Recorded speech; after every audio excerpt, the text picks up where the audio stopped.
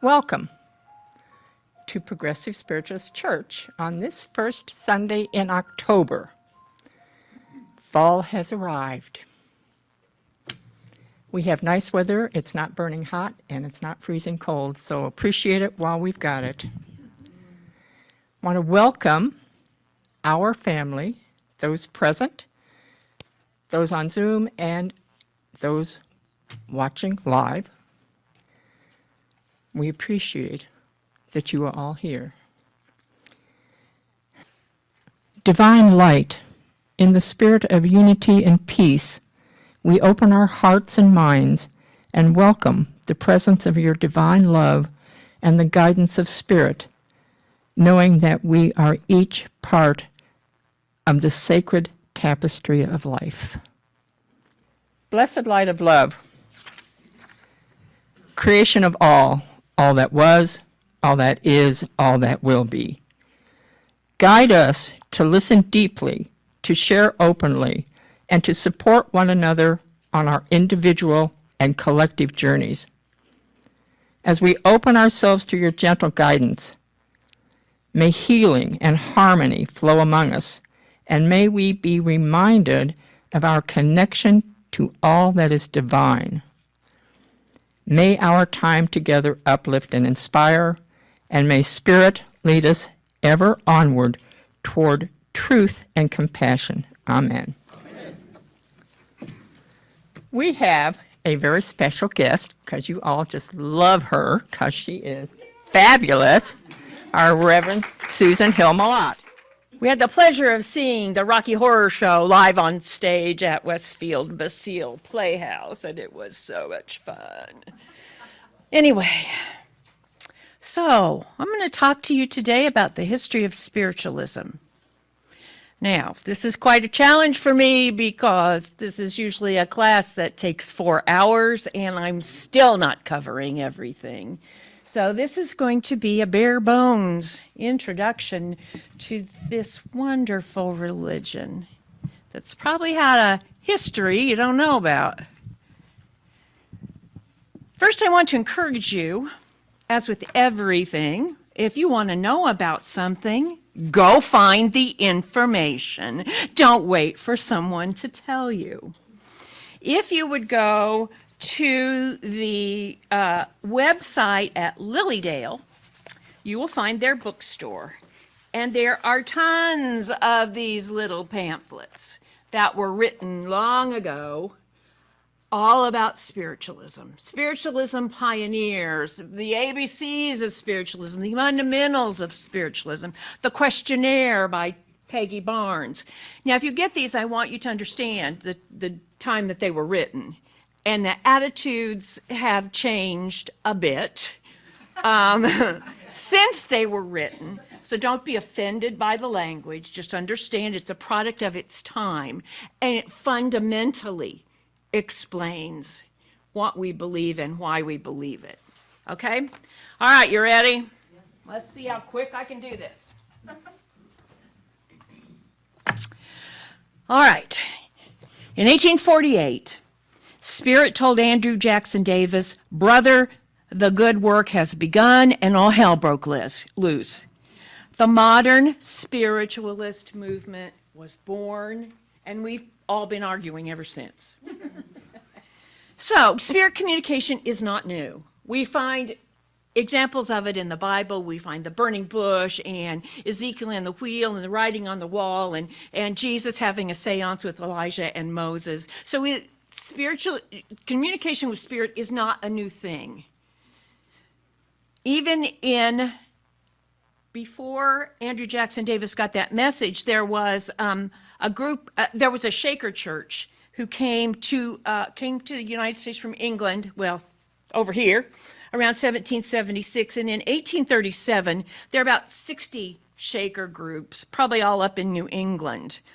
And it was at this time, in 1837, that these groups were visited by Native Americans in spirit. They were showing up in their congregation and talking to them and materializing. Now, it went on for 7 years. But the Shakers had the good sense not to tell anybody what was going on. So there were a couple of books written about it. They're probably not in print anymore. But when the spirits left after 7 years, they told the Shakers they were leaving, but that they would come back. And when they did, they would pervade the world. 4 years later, Mr. Splitfoot made his appearance in Hydesville, New York.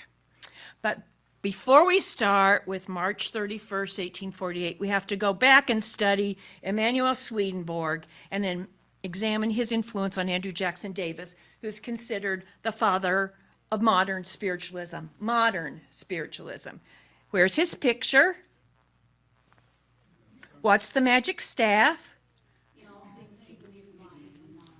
So proud.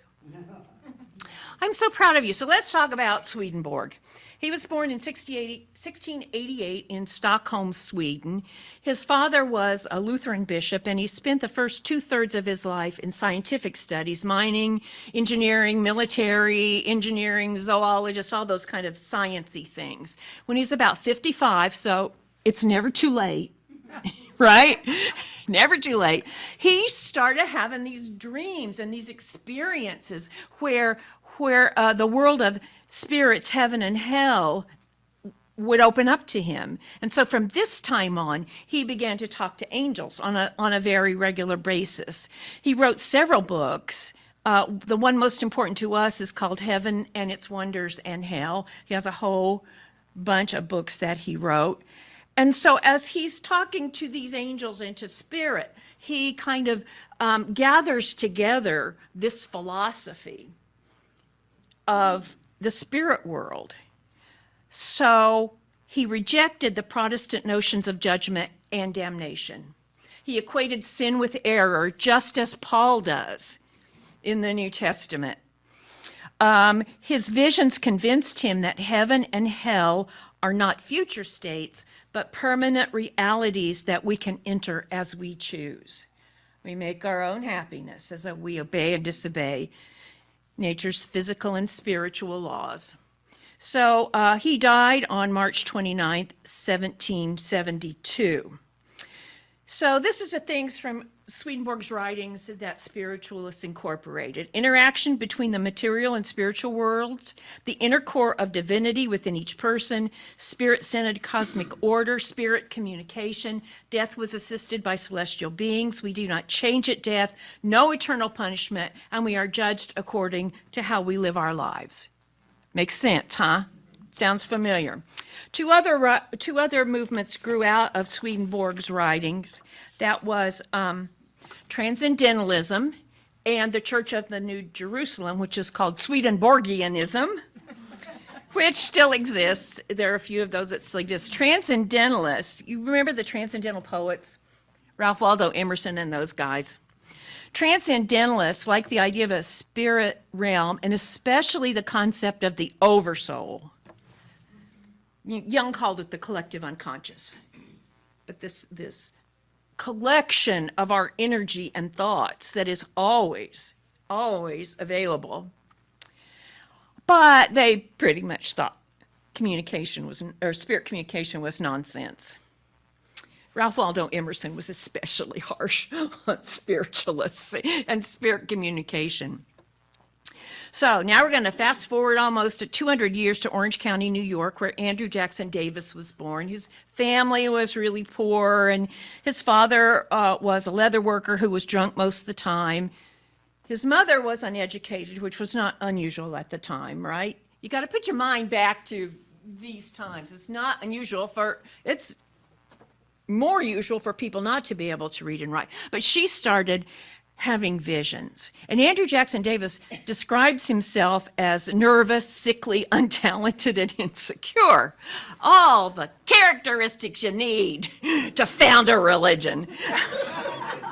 Yeah. Yeah. Amen. Yeah, let's form one right now. So they moved around a lot up in the Hudson Valley. That's called the burned over district. Up there around Rochester, Lilydale, that area. It's called the burned over district because later it will be the area where Henry Ward Beecher and other preachers like him preached hellfire and damnation. And that's why it's called the burned over district. Anyway, so he moved around and they went to a bunch of different churches. So around 10 or 11, he began to hear the voices in the field, and they said they gave him good advice. And then that moved to clairaudience, and he just began to communicate with the spirit world. His mother died when he was 15, and he had a vision of a lovely land in a lovely home in a land of brightness, which he interpreted as the place his mother had gone.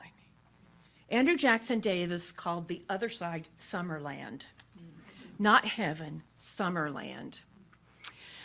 So when Davis was around 17, this mesmerist, a hypnotist, came to town, and turned out that there's a lot more to this, but I gotta just hit the high points. Andrew Jackson Davis was very easily put into a hypnotic trance. So, so much. Anyway, it was discovered that Davis was easily mesmerized, and after this mesmerist left town, Davis started working with a local person to develop his clairvoyance. Early on, first he did blindfold billets, which, if you're not, a billet is a little piece of paper where you write something on it. And then he would have a blindfold on, and he would be able to tell what was on the billet. Okay? But then they discovered that he could diagnose illnesses and prescribe. So he would astrally travel, get whatever information he needed, and bring it back. And when he came out of trance, he couldn't remember anything. So he does that for a while. But on the evening of March 6, 1844, Davis suddenly got this idea that he needs to leave Poughkeepsie, which he's also known as the Poughkeepsie Seer. And he he was like in a semi-trance, and he just started walking. When he came to, he was in the mountains where he claims to have met two men. He talked to one about medicine and the other about morals. And so he was there all night, and when he wakes up, he finds that he's 40 miles away from where he started.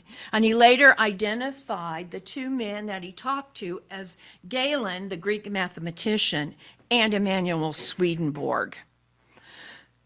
So Andrew Jackson starts giving lectures.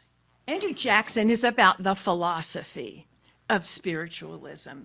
He is not so interested in mediumship or like giving messages or readings or that kind of thing. He's very interested in this philosophy.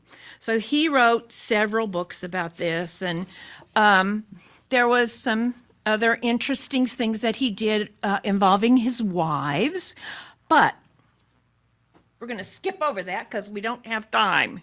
Anyway, he writes something called the Harmonial Philosophy. And then he believed that only those who penetrated the full set of relationships that existed between the spiritual and material world would understand that both realms operated according to the same principles of natural law. So Swedenborg is the first one who's sharing this idea of as above, so below. So on March 31st, 1848, he wrote this in his diary. About daylight this morning, a warm breathing passed over my face, and I heard a voice, tender and strong, saying, "Brother, the good work has begun. Behold, a living demonstration is born." I was left wondering what could be meant by such a message. That, of course, was the Fox sisters in Hydesville. So, the Fox family, which is the parents, and there are three daughters, but one is married, and she lives in Rochester. So they move into this cottage that already has a reputation for being haunted.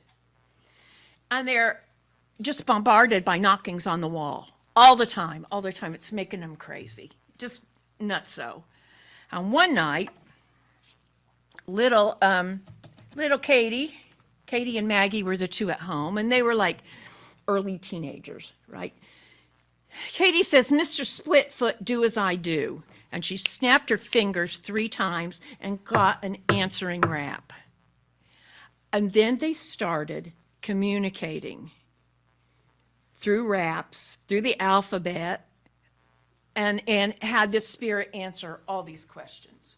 Okay, so then that word spreads around, and everybody has to come and look in the windows and see what's going on. So the girls are sent to Rochester, New York to live with Amy and Isaac Post, who are Quakers. And it continues from there.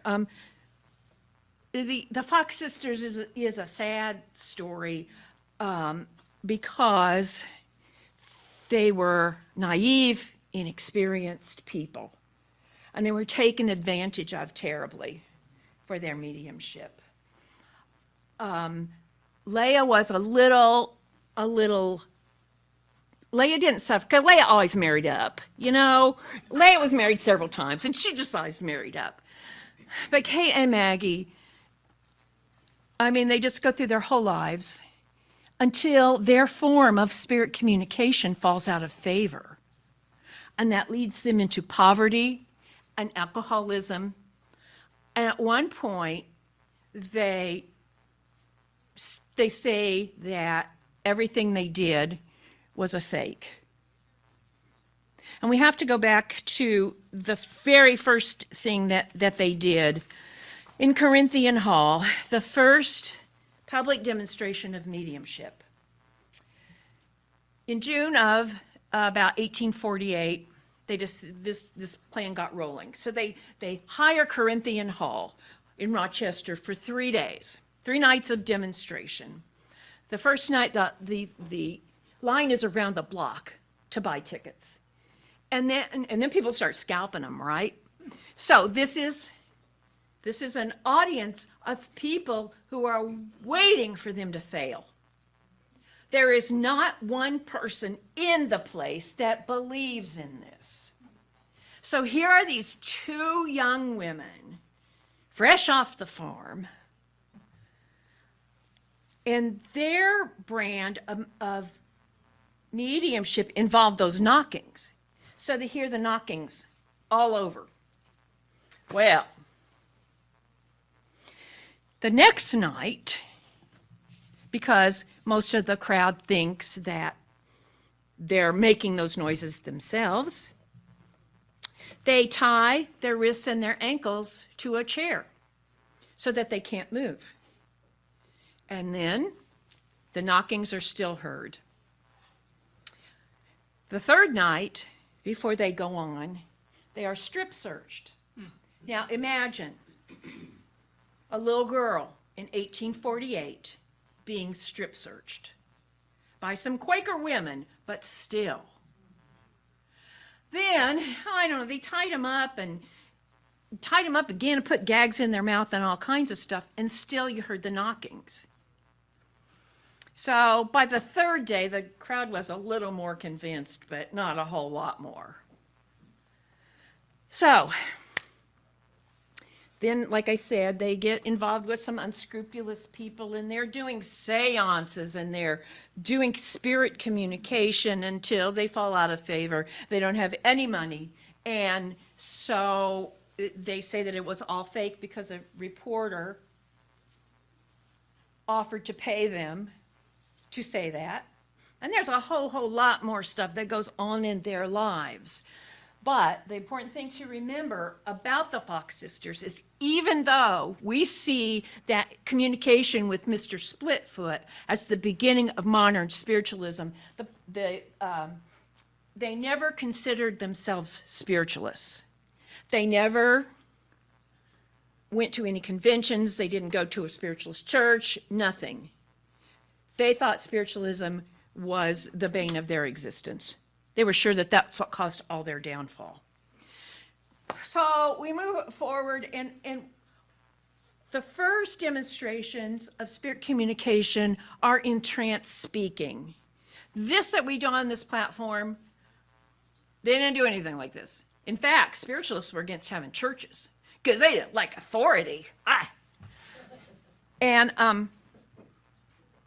so what they would do, and it was mostly women who were trance speakers. There were some men.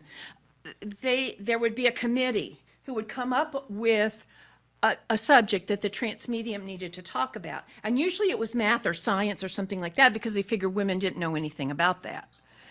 And so these women would deliver these wonderful addresses about a subject that they knew nothing about. And so for many years, it was trance speakers, and they became like the rock stars of the day. Emma Hardinge Britten had a stalker for a lot of number of years. And they got letters like, Oxa Sprague got a letter that the ribbons on her cuffs were too bright. So it wasn't an easy thing, but it was a step for women. This was at a time when women could not eat alone in a restaurant. We had nothing. And spiritualism opened the door for women. When they finally decided, some men finally decided they needed to get organized and have a group, the ladies went, And they managed to keep spiritualism from organizing for several years. When they did finally organize, at the first convention, there was one woman on this board of 10 or 15 people. Anyway, I want to talk to you about the importance of spiritualism in the women's movement. Because, like I said, they opened the door by letting women get up and speak. God forbid you should see an ankle, right? But spiritualists were abolitionists, and they were all for women's suffrage. And they believed in women. Spiritualism is a matriarchal religion. It really is. And it still is to this day. Look in this room, how many men are in here? It's the ladies. Work. Okay, so I gotta wrap it up. I'm sorry, there's just so much. But what happens is that they start to have camp meetings, right? And it'll go on for a week, and they'll pitch tents, and there will be people doing mediumship, which is not like we do mediumship. It was trance speaking and that kind of thing. It wasn't giving messages like we do now. That is a relatively recent invention. And so people would come to these camp meetings, and sometimes other churches would arrange their camp meeting so that you could go to theirs one week and the spiritualist one the next week. And then they started building buildings. So that's why we have places like Camp Chesterfield and Lilydale and Cassadaga. People started building homes there. So spiritualism goes through a lot of stuff, and the people who were in it, some of them lost their jobs, lost their families, because they believed in spiritualism and spirit communication. We stand on the shoulders of giants. I want you to know that. The people who founded this religion were very courageous. We're still hesitant to say to somebody, oh, I talk to dead people. Think about how it was 200 years ago. We have come a long way, fortunately. And there's just so much more, but I'm going to have to stop and just end up with a little quick review of how our church got started in 1913, and a group of people got together and wanted to have a church. Justin Titus is on our charter. He was also active at Camp Chesterfield. Dolly Clark. Oh yeah, Dolly Clark from Psychic Science is on there. So we organized somehow through some divine intervention, and it's funny because it started in a house, because that's what they did. Oh my God. Once the Fox sisters started hearing Mr. Splitfoot, everybody was hearing spirit. There were circles all over the place. Cincinnati had, at one time, I have a newspaper that talks about it, had something like 500 seances going on at the same time. Cincinnati was a real hotbed for spiritualism. Anyway, and now I lost my train of thought. Dolly Clark. Okay, so us. And we started downtown, and we moved up to just south of 38th Street. And then we bought, do any of you remember the old Phoenix Theater down on Mass Ave? That was ours. Yeah. Yeah, of course we couldn't afford it, but it was ours. And no parking. Well, I think there was probably more back then. But anyway, so they sold the church to a Baptist organization who evidently was not really good about paying their mortgage payment. So Edith Wade, who was the president here, would go down and sit outside the door to get her cut of the offering. And sometimes she even played the piano for them. So we moved out of that building. We moved up to the Latvian Center, which is up here somewhere, and we're there for a lot of years. Then we bought the house on Carrollton, back in the house again, and then with no parking, exactly. It was a deal. Yeah. And you know, people ran into our air conditioner and all that kind of happy stuff, and we would find things in the yard, unseemly things in the yard. Or the basement. Or the basement, the possum in the basement. And then we've been here for how long, Candy? About 16.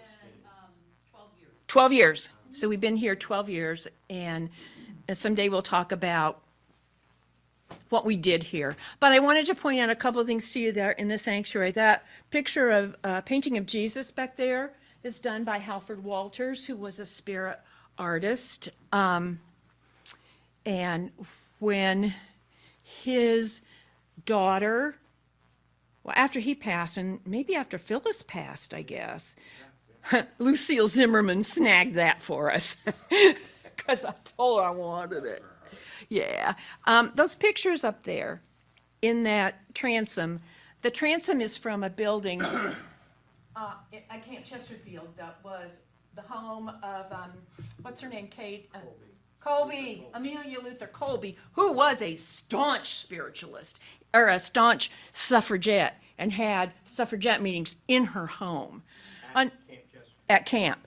Unfortunately, it fell in, and then it was like a gift shop for a while, but unfortunately it fell into disrepair, and it's been torn down. It's where the labyrinth is now, if you've ever been there. And who'd you go in there with, Keith Clark? Keith Clark, yeah. Mike and Keith Clark got in there before. They tore it down, and they got some transom windows, and so those are some pictures. And of course, we have some things out in the fellowship hall. Ethel Parrish Post, who was a fabulous medium, and her guide, Silver Bell. And that's all I have time to say. I have gone way over, and I apologize. But if you're interested, if you want to ask some more questions, I'll be around for a little bit, and maybe we'll have a little class on it or something. If you're interested, it's fascinating. It's full of colorful people and crazy things. A doctor used to say, he said that women who thought they were mediums is because their uterus was tipped. And gave them ideas of grandeur and megalomania. So anyway, thank you for paying attention. I'm sorry the story is incomplete, but that gives you a start. Blessed light of love, Father, Mother, God, however we approach you, however we see you, we thank you for being with us here today. We thank you for being with us every day in our life, that you are present for us, and we are open to receiving what you have for us.